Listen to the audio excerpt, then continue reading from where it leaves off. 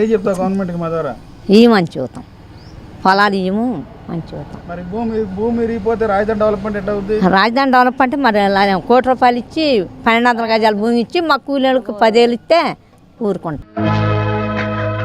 మాకు ఎకరం ఉంది, మా పిల్లల పరిస్థితి ఏంది, మా పరిస్థితి ఏంది? మాకు 1200 గజాలు ఇవ్వాలి, ₹1,00,00,000 ఎకరానికి, మాకు 10,000 ఇవ్వాలి. ఎకరానికి ₹1,00,00,000, కూలి వాళ్ళకి నెలకి 10,000. డెవలప్మెంట్ అవ్వాలంటే మీరు భూములు ఇస్తేనే డెవలప్మెంట్. మరి అందుకే ₹1,00,00,000 అడుగుతున్నాం. ₹1,00,00,000 ఇచ్చి రైతు కూలీలకి 10,000 ఇవ్వమంటున్నాం నెలకి.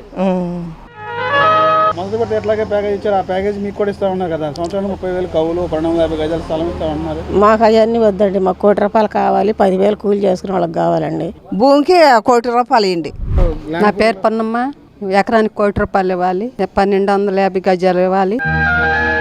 ఎకరానికి ₹1,00,00,000, 200 గజాలు భూమి, నెలకు 10,000. గవర్నమెంట్ చూస్తూ ఉన్నారు చంద్రబాబు గారు. వస్తాడు గవర్నమెంట్ చూస్తున్నారు 4 కళ్ళు పెట్టుకొని.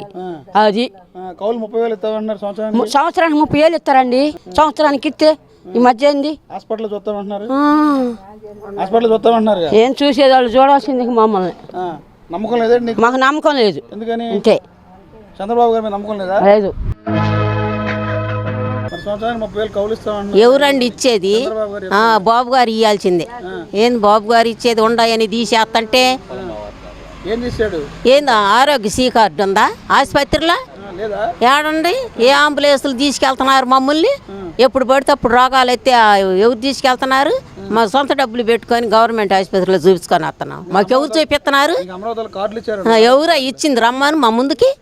ఎవరో మాకు ఇచ్చిన వాళ్ళు చంద్రబాబు గారు రమ్మానండి ఆయన్ని కార్డులు ఇచ్చామని చెప్తున్నారు. ఆరోగ్య కార్డులు ఇచ్చారు చెబుతారు. ఎక్కడికి వెళ్ళినా ఫ్రీ అంట. ఇంతోడి సినిమాకి వాళ్ళ పోస్ట్ ఎందుకని బ్యాక్ తిరగండి.